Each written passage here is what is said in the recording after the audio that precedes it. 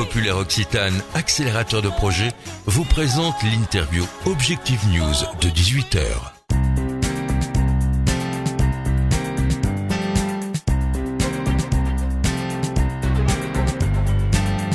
Bonsoir à tous, bienvenue sur objectifnews.tv pour l'interview de 18h. Nous sommes en compagnie de Sophie Kopetsky. Bonsoir. Bonsoir. Vous êtes ingénieure pur pan, œnologue et fondatrice et gérante de la société Œnoconsult. Vous l'avez fondée il y a 10 ans désormais. Vous avez plusieurs types de prestations que vous proposez, notamment une partie événementielle. Est-ce que vous pouvez nous expliquer ? Oui, bien sûr. Alors, au départ, quand j'ai créé, c'était vraiment dans une volonté de partager ma passion du vin et d'éduquer le consommateur. Il me semblait intéressant de me positionner à ce niveau-là, parce qu'il y a beaucoup de gens qui font du bon vin et beaucoup de gens qui l'apprécient, mais finalement peu de relais. Et j'ai commencé à faire des petits séminaires pour Airbus, dans juste une volonté de passer un bon moment. Et en fait, on s'est rendu compte de l'outil intéressant qu'on avait. J'ai réalisé qu'il y a énormément de choses qui se passaient entre les gens. Donc aujourd'hui, j'utilise le vin comme outil de communication et de cohésion. Donc ça se passe à travers différents ateliers. Donc j'ai toujours le fil conducteur de mon travail, ça va être toujours atelier autour de la vue. Donc c'est-à-dire que vous vous adressez maintenant aux entreprises. Alors, voilà, et vous leur proposez un service, une prestation qui leur sert aussi en interne. Exactement. L'idée c'est vraiment d'adapter la prestation au contexte du client. Voilà. Donc je peux intervenir soit dans des soirées clients, soit sur des fins de séminaires, mais aussi sur des approches un peu team building. Team building par le vin. Par le vin. Ça. Voilà. Alors l'idée c'est ça, c'est justement de voir les valeurs que l'on véhicule à travers ces ateliers. Donc sur les ateliers Œil et Bouche, on va véhiculer l'humilité et puis on va réaliser qu'on est différent en fonction de notre histoire, mais aussi de notre vécu. Mais grâce à une méthode commune qui est la méthode de dégustation que je leur apprends suite aux ateliers, ils vont travailler ensemble. Donc là, j'ai un atelier très particulier que j'appelle le Wine Challenge, où en fait, ils vont être amenés à créer leur vin, à mettre en commun leurs compétences et leurs talents pour créer leur vin. Donc ils seront amenés également à créer leur étiquette, à construire l'argumentaire de vente, à trouver un nom.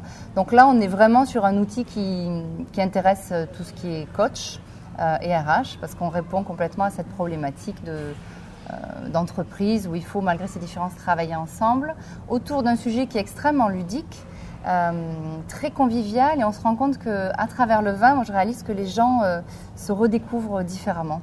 On se rend compte différemment parce qu'on est sur le registre des émotions. Et ça peut avoir des effets sur le management ? Ah oui, tout à fait. C'est très intéressant dans la façon dont les équipes vont pouvoir travailler ensemble. C'est-à-dire souvent, parfois j'ai des groupes un peu tendus au départ, et au fur et à mesure de l'animation, on se rend compte qu'il y a vraiment des liens et des choses qui se passent. Aujourd'hui, vous travaillez pour quel type d'entreprise ? Qui sont vos clients ? Beaucoup avec Airbus, avec Thales, là j'ai Capgemini. Après, il y a beaucoup de lieux de séminaires, notamment pas mal d'hôtels accords comme le Pullman Centre qui me proposent auprès de leurs clients.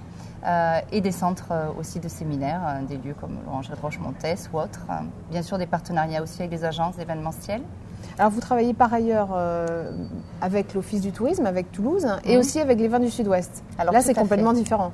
Alors, c'est complètement différent, mais je suis vraiment dans mon métier aussi, où là, l'Office du tourisme va faire appel à moi pour présenter les vins de la région à ces groupes un peu VIP ou ces tour opérateurs.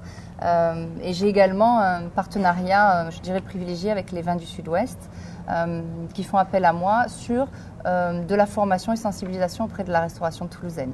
Donc notamment, on met en place des déjeuners en marge, en partenariat aussi avec l'UMIH, pour sensibiliser la restauration toulousaine aux vins du Sud-Ouest. Ça veut dire que les restaurateurs ici à Toulouse ne connaissent pas forcément les vins du Sud-Ouest ? Je pense qu'il y a un vrai travail de fond à faire. Je pense qu'on oublie que Toulouse est quand même au milieu d'un vignoble qui est les vins du Sud-Ouest, et on se rend compte que finalement dans l'offre, ils ne sont pas assez représentés.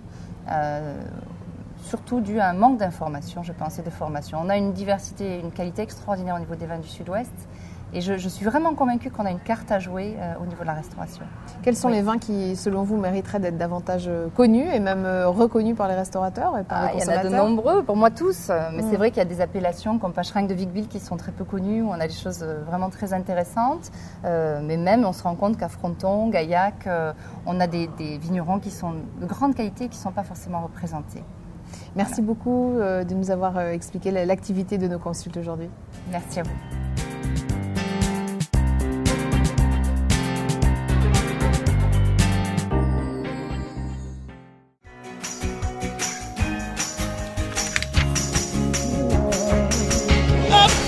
Populaire Occitane, accélérateur de projet, vous a présenté l'interview Objectif News de 18h.